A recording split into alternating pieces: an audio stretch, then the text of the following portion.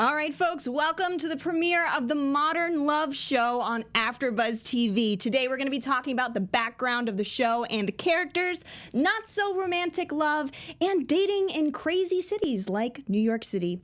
All this and more when we come back. Stay tuned. I'm Maria Menounos, and you're tuned in to AfterBuzz TV, the ESPN of TV talk. Now, let the buzz begin. Ooh, here we go. Lights are happening. Fun is happening. Party time. Party time. Woo. I love this. I love the lights. When did the lights happen? They didn't always happen this way, okay? They brought the party for modern you tonight. technology. Yes. For modern love. For modern love. Yes. All right. So we're super excited to talk about this show. How are you guys doing today? You guys doing great? Having fun? Yeah, it's been I literally great watched Tuesday. this episode and came here and I had to wipe all my makeup off my face because I had cried so much while watching this episode. Did you guys cry as much as I did? Probably more. It was so touching. It was beautifully written, and I loved these first two characters we got to meet. Yeah. But before we get into all this, by the way, hello. My name is Alexa Cappiello. I am your moderator host for this panel. And to my left, we have... Hi, I'm Bonnie Burke, and I'm a huge New York Times reader and New Yorker reader, so I'm thrilled that they adapted this, and I think it's fantastic. I'm happy to be here tonight. Awesome. Hi, I'm Samantha Jacobs. You can catch me on Nancy Drew and The Good Place, but for right now, we're talking about modern love.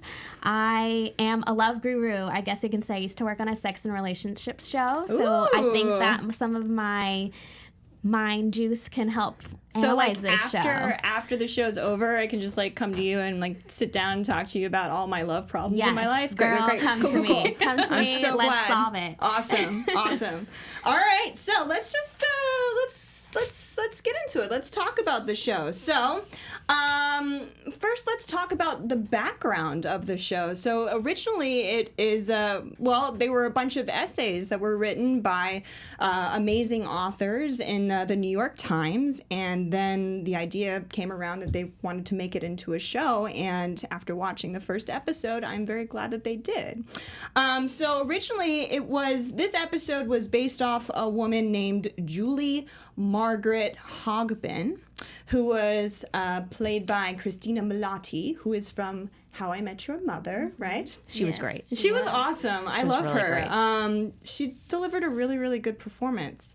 And so this is a real story, which appeals to me. I don't know if it appeals to you guys, but I love stories that are based on real life, and these happened to me. But yeah, so that was really, really cool.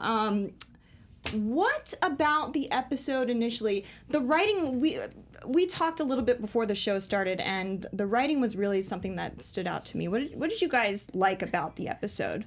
I thought it was really beautiful how they took these essays from the New York Times, and especially in this first episode, how they really captured the essence of this moment in a really brief episode. And I think because the writing was so great, it felt, what are the odds of you weeping during 20 minutes? Right. Where you feel so connected to two characters that you're sobbing in 20 minutes. Do you know what I mean?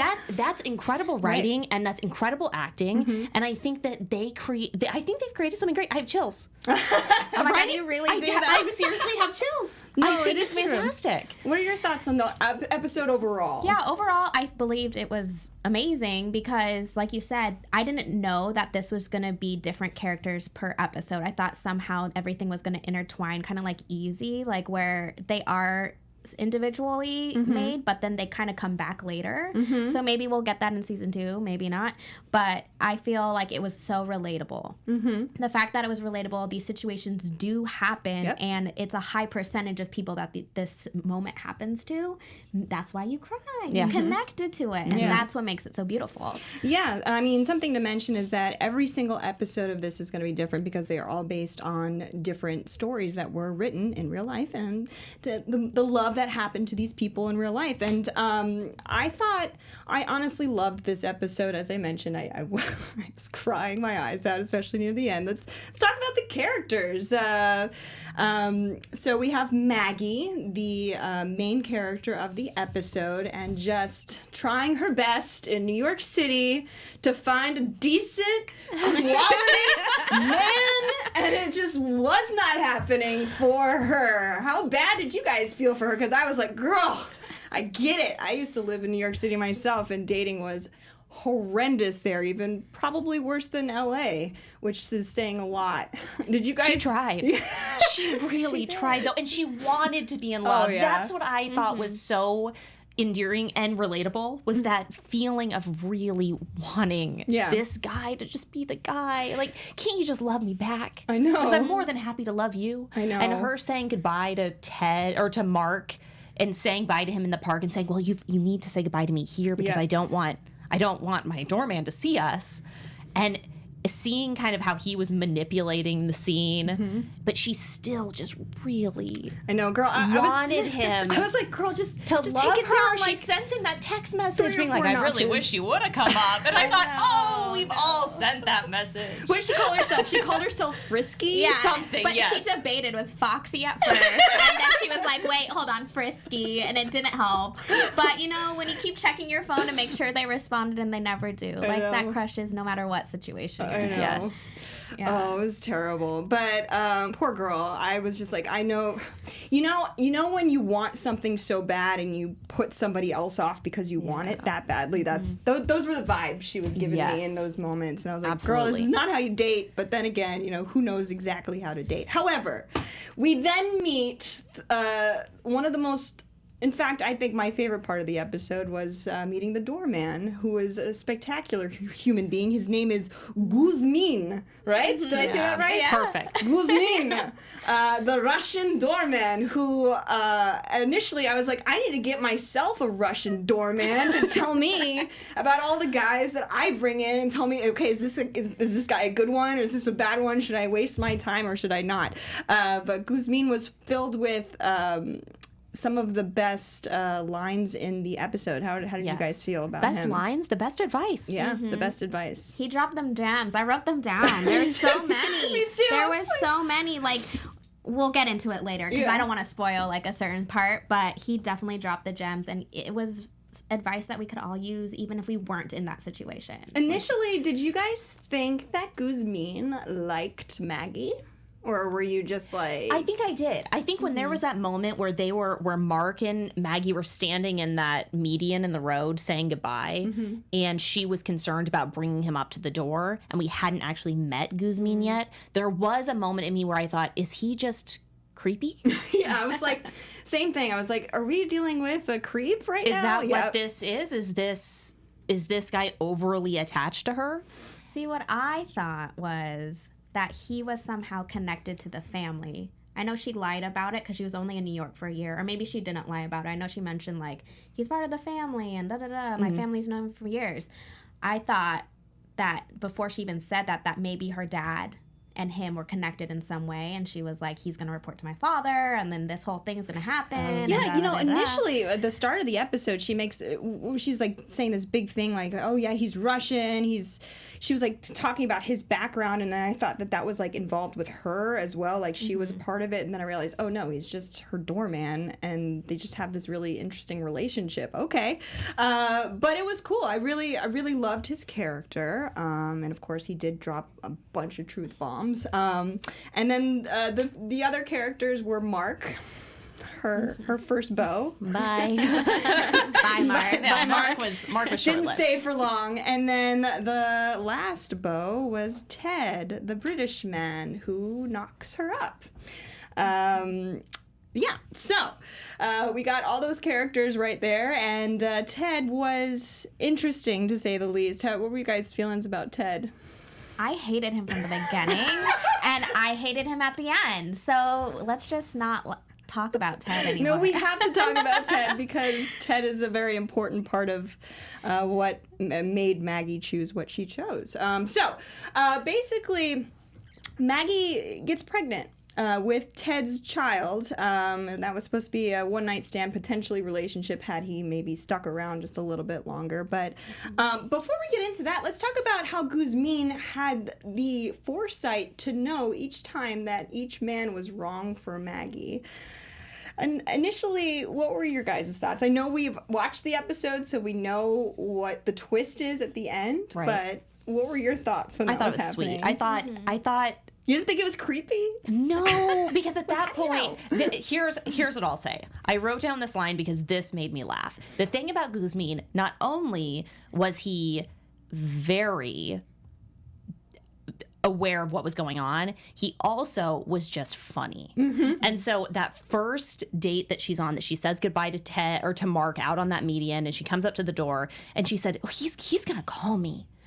And Guzmin looks at her and he's like, he will never call you. And she says to him, want to make a bet? And he says, I cannot bet on a certainty. It is against my principles. And I laughed. I thought, this guy's funny. This is a funny guy. Yeah. So to me, I just thought Guzmin was the star of this episode. I thought that he was so funny. He was so relatable. He was so sweet. He was interesting. He was compelling.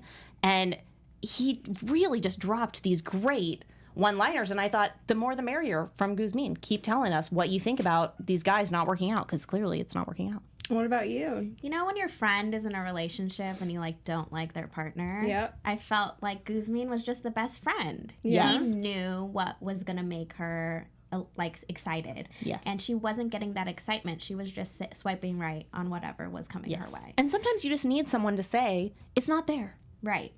It's true. He's just not that into you. Yeah. Just get over it and don't true. send him a text message later. It's true. I mean, sometimes we get those red flags initially and we're like, oh, but you know what? It's fine. It's fine. Nobody's perfect. Nobody's Right. perfect. And so then you start accepting things that shouldn't be accepted. And then that's when you get into a situation where you break up. So, like, obviously, I feel like everyone should have a Guzmin in their life to just check in and be like, hey, you know what? You should or should not date that person. So Guzmin was awesome, and he is probably my favorite part of the episode as well. And I thought it was great that they started with this platonic relationship. Yeah, absolutely. I thought that was so cool. Like, of course, there was this focus on her relationships because she was the lead character, but that wasn't the main love story. The love story was between her and Guzmin, which I thought was great. Absolutely. And I think that that's important to talk about because not every love story is a relationship in terms of romantic relationship love story. So I'm really, really glad that they started off with this one as their first episode. But yeah, so she finds out she is pregnant with Ted's child, and so she makes the decision. Well, first she freaks out and is deciding who to talk to. And I was thinking when I was watching that, I was like, wow, I would probably have been doing the same thing. Like, who do I talk to? Who do I call? Do I call my parents? What am I going to tell them? Yeah. You know? So completely relatable again. And then she decides to go downstairs and talk to Guzmin. And he, reassures her basically that it's going to be okay and that she's not alone. Yeah. Now she's not alone. So she decides to have the kid. She did. I thought that was quick. I don't know about you guys. I thought that was a quick decision. Well, they had to get a lot in 20 I know. whatever TV minutes. magic. Yeah, totally. I thought it was kind of cool that they didn't focus on it. I feel like sometimes on film, oftentimes the way that they portray a woman's decision about whether or not to go through with a pregnancy is really harped on. And I feel like oftentimes it's a reflection of her character. Right. Whether or not she decides to keep a child. And I kind of liked that was kind of taken out of the equation. It wasn't like a moral conversation. It wasn't an ethical conversation. She realized she was pregnant. She had a conversation with a close confidant. She went on with her life, which it was kind of like an interesting way of seeing a woman's choice to have a child being portrayed. Yeah, you're right. I mean, you're right. They didn't have time to get into all that, but also they didn't technically need to, I guess. It is her choice. At the end of the day, it was her choice. Because even at first I thought she was gonna not have the baby because she was saying a baby needs two parents. I can't have a baby with a man that I love. And then Guzmin was the one who was like, no one's gonna judge you. Like, do what you wish, but don't be scared. And then he was like, tomorrow's a new day. Just forget it. Go to bed and wake up. Go to sleep. And then she woke up and said, I'm having this. Yep. So that was just so cute. Yeah. I thought that was cool. That was Yeah. awesome. So she decides to, and then we see basically she has the conversation with dun dun dun Ted. Ted comes back, and he walks in all his charming British glory. And gosh, what was his line that he said again? I forgot it again. It's something because she says to him, right? She says, "Oh, I really appreciate you coming and talking to me." And he was like, "Oh well, I'm British, so it's only polite." Blah, blah, blah. I'm like, just go, just leave. We don't want to hear from you anyway. But anyway, the conversation, yes, of telling the person that you liked and obviously a relationship didn't work out, it didn't even make it past a first date kind of thing, that you are pregnant with their child is a lot. That's uncomfortable. And I thought they handled it so well with just having her sitting there like... And she was funny. Oh, yeah, Her she lines was were great. funny. What did she say when he said, "What should I order?" And she said, "Maybe order a baby." baby." Maybe order a baby. Was she drinking alcohol? Yeah, she wasn't she? I thought she had No, like I think she had No, an she iced kept tea. pushing alcohol on him. Oh, she's like, you should Because he have was like, alcohol. "Is this a hipster drink? A baby? What's that?" And he was like looking through, like, "What's in it?" And she was just like, I know. Yes, but I loved it in that. That's also something I love about the show is that they seem to have a really easy time of weaving humor. those and those two parts of life, because that's what it is. Like, someone tells you horrible news, and oftentimes 2 minutes later in that same conversation, you're someone's laughing. laughing Yeah. because it's uncomfortable. We're uncomfortable, and we're doing the best we can. Yep. And I thought it was cool to see that in this little microcosm. Yeah, absolutely. So the way she basically tells him is fumbling and then just showing him the pregnancy test, and then cut to the next scene where they're outside, and she's basically saying, "Hey, you don't have to have a place in this child's life. You can go on with your life. I just wanted to let you know that the door is open if you decide to be a dad or want to be a dad." And I really wanted Ted to step up there. No, Ted couldn't. "No way." Ted couldn't even figure out what a baby was. You're right. Guzmin told her. Guzmin told her. He was like, vapid. He knew. And He was showed up vapid, one yep. time with groceries and that whole like quick Oh yeah, I epilogue of forgot. things. Yeah, He came for 2 seconds and that was it. yep. That's So- basically a metaphor it. for Yeah. how much he cared about her and the child that he put inside of her. But yeah, so she gave him the opportunity to be a dad, and he decided. He's like, no, yeah, I'm good, thank you. And then it was interesting because I thought we were going to see her get emotional or cry or anything, but she just went on her little bike and went back home and said to, "Hey, Guzmin," and that was it. Yeah. And he that told was her it. she shouldn't be riding a She bike. shouldn't be riding a bike, and I was like, "Oh, that's so cute. He really did. He loves her." What did she say back? Do you guys remember? I She don't said remember. something funny. Yeah, she I wish did. I could remember. I know, but those moments where Guzmin just like said things to her, or just the way he looked at her, I was like, this is so sweet. It's just love in its purest form, and it doesn't need to be romantic. It's just love, which is what the show is about. But yeah, so last but not least, she basically gets a job. Well, hold on. Whoa, she has to have the child first. Whoa, whoa. We skipped ahead 9 months. So she's pregnant, and then we have a bunch of montages where basically we're seeing her go through pregnancy, but Guzmin's there with her and helping her through it. And then when she has the child, he even shows up there. And there was a... That was my question. Was he actually there, or was that a flashback? No, it was like a hallucination. Yeah, it was like Really? something I that thought got he her showed up. through. No, because remember, Yeah. so she looks over and she sees him. So first, okay, so she's having the baby. She's in the hospital room. There's 2 nurses and an OBGYN, all females in the room with her. And they say, "Is the dad coming?" And she goes, "My dad? No, my dad's not coming." And they said, "No, the baby's dad." And she goes, "Oh, no, he's out of town." And they said, "That's all the better. Yeah. We prefer it just Right. us." So she's in labor, and they say, "You've got to get him out. His heart rate's low or racing or something. You have to push one last push." So she's like, "I can't do it." And she looks over and she sees Guzmin in the room in his bellhop doorman outfit. Yeah. And so she gives that last push. and they pull the baby out, and she looks back over. Oh, he's and gone. He's gone. Right. I must have been crying during that part. I don't remember. She was like, I can't do this. I can't do Yeah, this. And Guzmin but- got her through. Yeah, Yes. he gives her strength, and I understand why. I mean, he was a great guy. He is a great guy. So, so she has the child, and then even with having the child, he helps her there too. He watches her. He takes the child to the National History Museum, and basically at the very end of the episode, she gets a call, and she's got a promotion. She's gonna move to LA, and she tells Guzmin. And I was really interested in that conversation. I was like, I wanted to see how Guzmin reacted to her telling him the news, which initially he seems like, well, you got to do what you got to do. But I'm pretty sure he got emotional when he walked outside because he's going to love and miss her and Yeah, absolutely. the daughter so much. Absolutely. And I thought that scene in particular, because it had a direct impact on him, I thought that it was really sweet that they showed love not being overly attached. Yeah.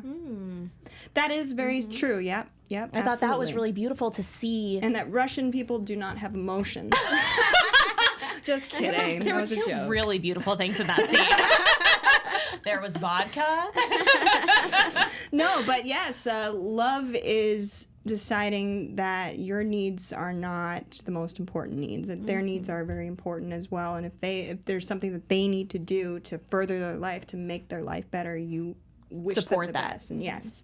Absolutely. So absolutely, that's what I got from it too. Did you like that scene as well? Yeah, it just proved that he wasn't a selfish person. Yeah. And that's what is another layer that makes him so trustworthy and great. And everyone wants a guy like that in their life, no matter if it's romantic or not, right? It's somebody who's caring for you, giving you advice, and acknowledging your needs before you're acknowledging it yourself. Yeah. And I was that's like, what girl, just I date, know. just date Guzmin, man. Just there date was a him. moment where you were like, should they be together? Yeah. But then it's like, It doesn't need to be that way. Right. You don't need to have the happy ending every time. No, But it was the happy ending. it was. Yes. That is the greatest part of it all, is that was the happiest of endings, Yeah. is that she got to have this relationship that had all the encompassed all the love in the world, kind of like when he saw that ultrasound of Sarah and he said it holds the universe. It's like their relationship held the universe,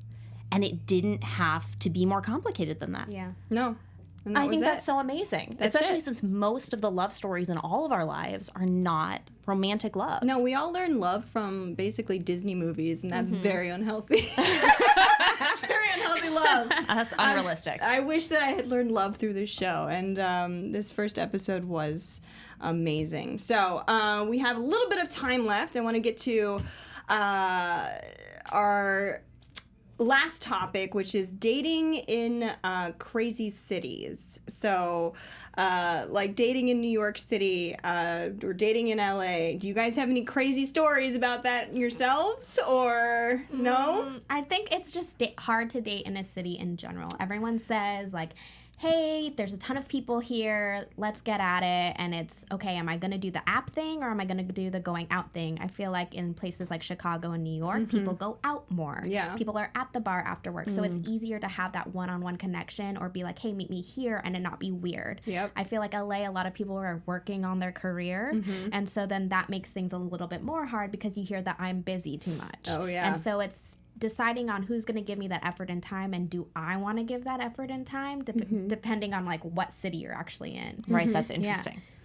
And interesting bit about it. So the episode ends, and we basically the main character Maggie comes back with a new boyfriend and introduces this new boyfriend and introduces the new boyfriend, to Guzmin, and I mean. What a That's wonderful, so sweet. What's his name? Daniel? Yeah, I think his name is Daniel. And so she's like, okay, just be cool, all right? Guzmin is really awesome. Just be cool, be yourself. And he's like, what the heck? All right. And so Daniel introduces himself to Guzmin, and Guzmin looks him up and down like he did with all the other guys. Right, and Daniel at that time says, I hear there's a test I have to pass. Yeah. I would have been so mad if whoever I brought said that. I know. I would have been like, why are you like, no, Are you just serious? unpassed the test. I know. You're mentioning the test. I know, but my favorite line in the whole episode was, he says yes to the guy, and the guy's like, wow, that was real easy. I didn't have to do anything. But Guzmin finally tells Maggie, I wasn't looking at the man. I was looking into your eyes. And that's when I was just like, I could not stop crying. I was like, it's true. We try to make things work when, they don't, and it's okay. And not everybody has to be with somebody to be happy, which brings me to my last point. The author of the article, Julie Margaret Hogbin, is still single. She has a daughter, still single, living her life and happy. Yeah, it's amazing. It's amazing. They wrote a People article where they kind of went back and interviewed the authors of these modern love columns, and hers was published this last week. And she said, whenever I'm in New York, I go and I check and I see if he's there. And the only thing that's different about this story is that I didn't date after I had my daughter, and she's 12 and I still don't date. Yeah. And choice. And she's happy. Yeah, she's happy. What did RuPaul has a quote. Is honey, you can't be happy in a relationship if you're not happy with yourself. If you don't love yourself, how the hell do I love anybody else? So honestly, just focus on having a love relationship with yourself, and you're gonna be just fine. Says RuPaul, and I trust RuPaul. So last but not least, we have a little bit of time left. We're gonna do our special segment. Yes? Maybe not. We can just go over like what we're expecting or what we kind of learned from this episode. Is there anything that you guys saw that you saw in yourself or that you want to see in a next episode of Modern Love? Well, I did do a little research because I'm a huge, I like Anne Hathaway. Like I said, I know it's polarizing. People hate Anne Hathaway. People like Anne Hathaway. I like Anne Hathaway. I'm excited for her episode. I know she's covering bipolar disorder in hers and having a disorder in a relationship. Interesting. And that's really cool, in my opinion. I'm definitely interested in that. What are you guys interested in? I'm just excited to see how they encapsulate each of these columns into their own little visual story. I think it's fantastic. Yeah. I'm wondering, a lot of it is on relationship as in romantic, and I know this one was non-romantic, but I'm wondering if there's going to be a family-related one. Because a lot of people have conflict with their siblings or whatnot, and maybe finding the love in someone that you didn't think you had love that was always there in that moment. Oh, family love. That is a very important one to touch on, and I hope they do. That'd be awesome. All right, so that concludes our episode for tonight, and I'm super excited to keep on watching this show. I know you guys are too. Totally. But before we conclude this whole thing, why don't you tell everyone where they can find you on social media? You can find me on Instagram at Bonnie, BONNY, BURKE. And you can find me on Instagram at @story_of_Samantha. Awesome. And you can find me on Instagram at Alexa Cappy, CAPPY. Awesome. Thank you so much for tuning in with us tonight, and we'll see you next time on AfterBuzz TV. Thanks, y'all. Bye. Our founder, Keven Undergaro, and me, Maria Menounos, would like to thank you for tuning in to AfterBuzz TV. Remember, we're not just the first, we're the biggest in the world, and we're the only destination for all your favorite TV shows. Whatever you crave, we've got it. So go to AfterBuzzTV.com and check out our lineup. Buzz you later. The views expressed herein are those of the hosts only and do not necessarily reflect the views of AfterBuzz TV or its owners or principals.